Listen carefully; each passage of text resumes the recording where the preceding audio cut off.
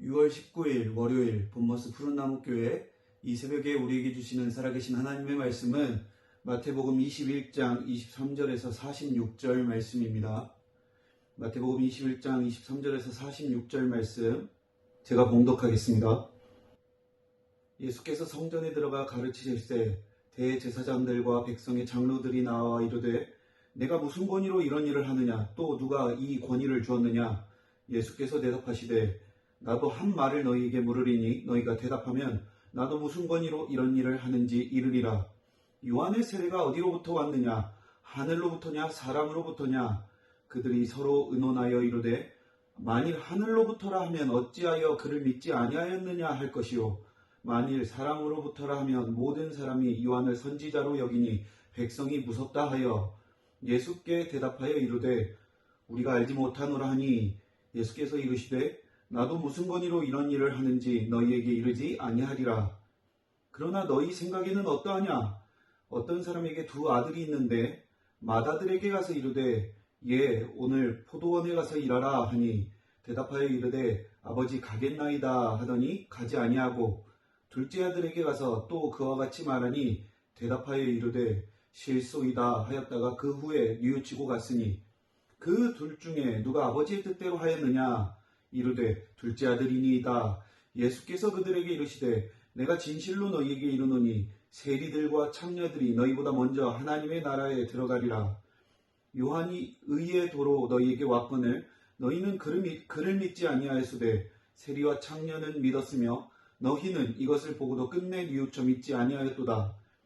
다른 한 비유를 들으라. 한 집 주인이 포도원을 만들어 산 울타리로 두르고 거기에 즙자는 틀을 만들고 망대를 짓고 농부들에게 새로 주고 타국에 갔더니 열매 거둘 때가 가까우매 그 열매를 받으려고 자기 종들을 농부들에게 보내니 농부들이 종들을 잡아 하나는 심히 때리고 하나는 죽이고 하나는 돌로 쳤거늘 다시 다른 종들을 처음보다 많이 보내니 그들에게도 그렇게 하였는지라.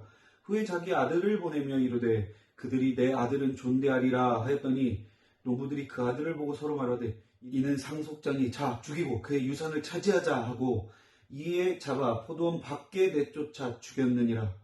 그러면 포도원 주인이 올 때에 그 농부들을 어떻게 하겠느냐? 그들이 말하되 그 악한 자들을 진멸하고 포도원은 제때에 열매를 갖출 만한 다른 농부들에게 새로 줄지니이다. 예수께서 이르시되 너희가 성경에 건축자들이 버린 돌이 모퉁이의 머릿돌이 되었나니 이것은 주로 말미암아 된 것이요 우리 눈에 기이하도다 함을 읽어본 일이 없느냐. 그러므로 내가 너희에게 이르노니 하나님의 나라를 너희는 빼앗기고 그 나라의 열매 맺는 백성이 받으리라.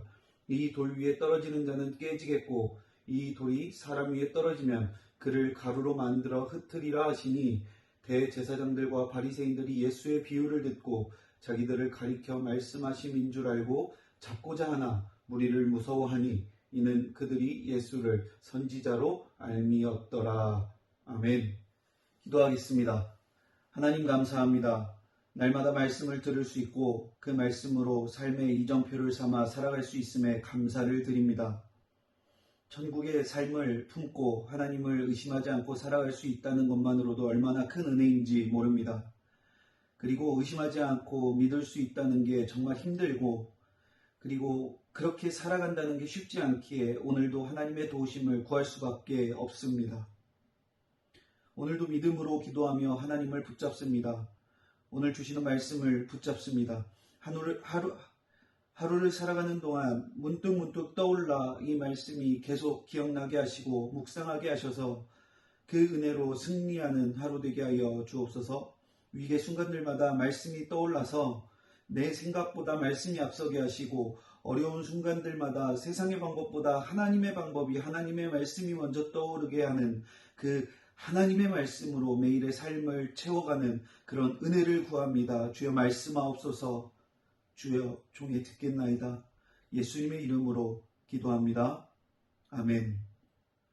우리는 마태복음 21장을 살펴보고 있습니다. 마태복음 21장에는 지난 토요일에 살펴본 것처럼 총 4가지 주제로 나눌 수 있는데 4가지 내용 중에 2가지 내용을 중심으로 살펴봤고 예수님께서 예루살렘 성에 입성하시고 그런 입성하시는 예수님을 열렬하게 환영했던 그런 무리들 그리고 그런 예수님이 성전을 청결하게 하셨던 사건들, 성전에서 환전하면서 거기에 아주 높은 금리를 적용해서 부당이득을 취하고 있던 이들, 그리고 그곳에서 재물을 아주 비싸게 팔고 있던 이들을 다 내쫓으시면서 성전을 청결하게 하셨던 그 사건, 하나님을 경배할 생각이 없었던 이들을 다 내쫓으신 거죠.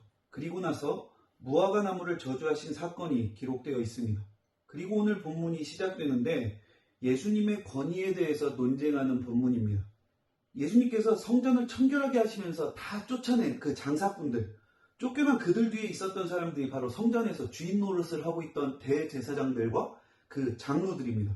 그들이 오늘 본문에서 등장을 하기 시작하는데 예수님께, 아니 예수님, 대체 권위, 무슨 권한으로 이렇게 성전에서 가르치고 있는 겁니까? 예수님이 지금 성전에서 여러 가지 가르침을 전하고 계셨는데 그걸 물어보는 겁니다.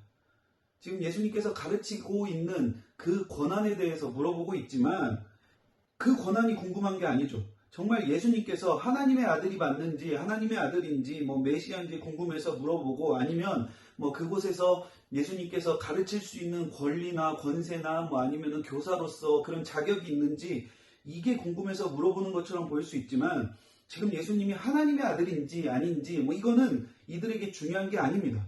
자신들의 부와 권세, 이런 권력을 유지하고 있었던 장사 기반, 이걸 쫓아낸 게 예수님이라는 것과 그런 예수님을 지금 우르르 몰려와서 겁주고 겁박하고 협박하고 자신들의 구역인, 자신이 주인이라고 생각했던 그런 성전에서 자기들이 장사할 수 있는 권리를 되찾아서 계속 폭리를 취하고 부당이득을 회복해야 됩니다. 어차피 하나님의 아들이건 하나님의 아들이 아니건 이들에게는 지금 이들이 누굽니까? 대제사장 그리고 장로들입니다. 그들에게 이건 별 상관이 없습니다. 25절, 26절입니다. 오늘 본문. 요한의 세례가 어디로부터 왔느냐? 하늘로부터냐? 사람으로부터냐? 예수님께서 이들에게 물어보십니다. 그랬더니 그들이 서로 의논하여 이르되 만일 하늘로부터라면 어찌하여 그를 믿지 아니하였느냐 할 것이요.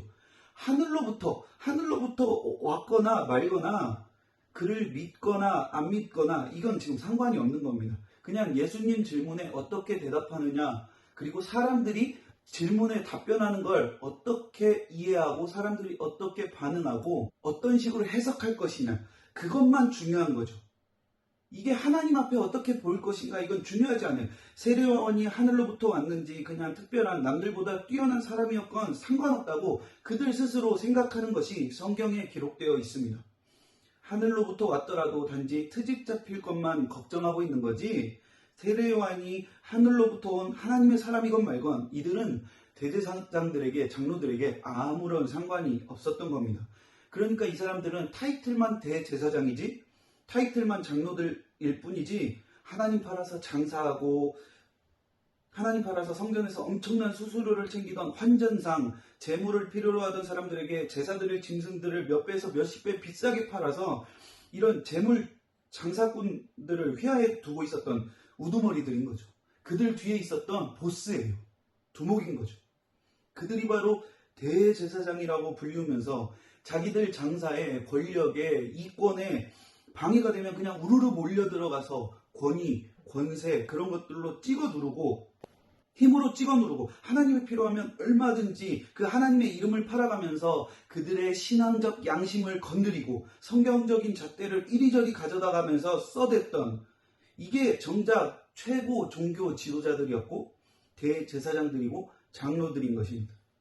그리고 뒤에서 이어지는 예수님이 말씀하신 이 두 가지 비유는 이런 대제사장들과 장로들, 최고 종교 지도자들의 위선, 말은 그럴듯하게 번지르르하게 하면서 실제로 하나님의 뜻은 하나도 행할 생각이 없고 행하지도 않았던 이스라엘 지도자들의 위선을 꼬집는 그런 말씀입니다. 이런 사람들 특징이 뭡니까? 눈치가 아주 기가 막히게 빠르죠.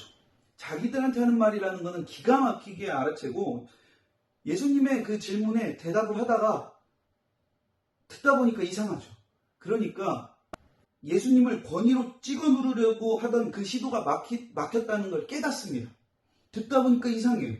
그러니까 오늘 본문의 45절, 46절에서 예수님을 잡으려고 자신들의 태도를 바꿉니다.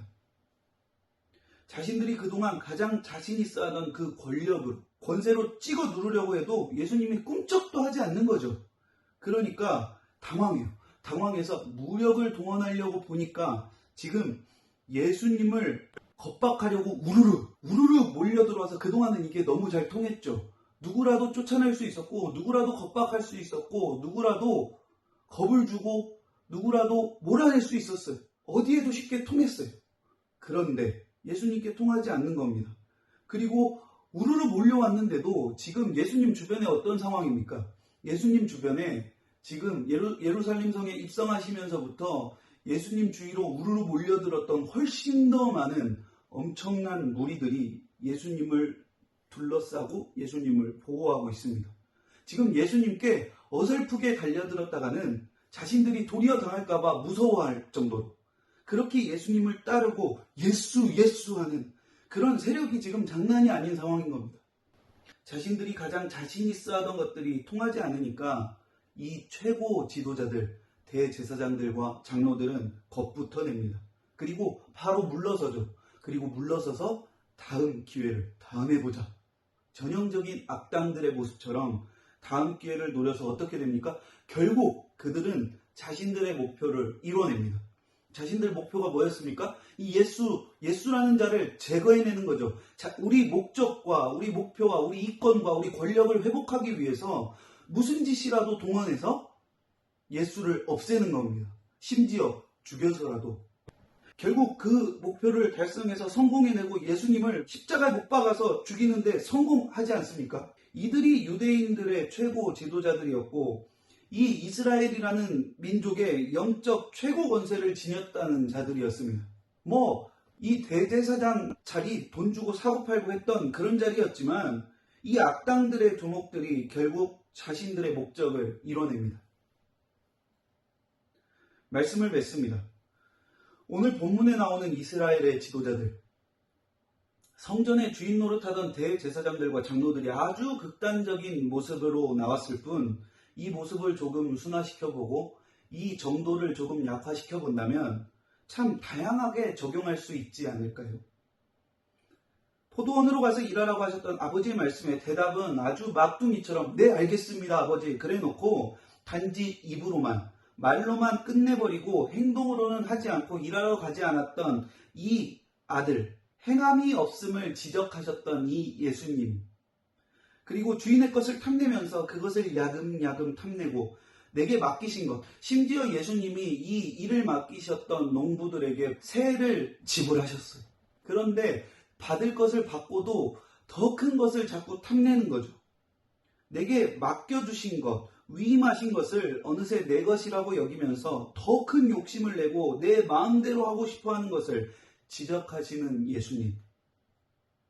대제사장들과 바리새인, 서기관들, 사두개인들, 장로들도 지금 우리가 마태복음에서 살펴보고 있는 이런 모습들 처음부터 이러지는 않았습니다.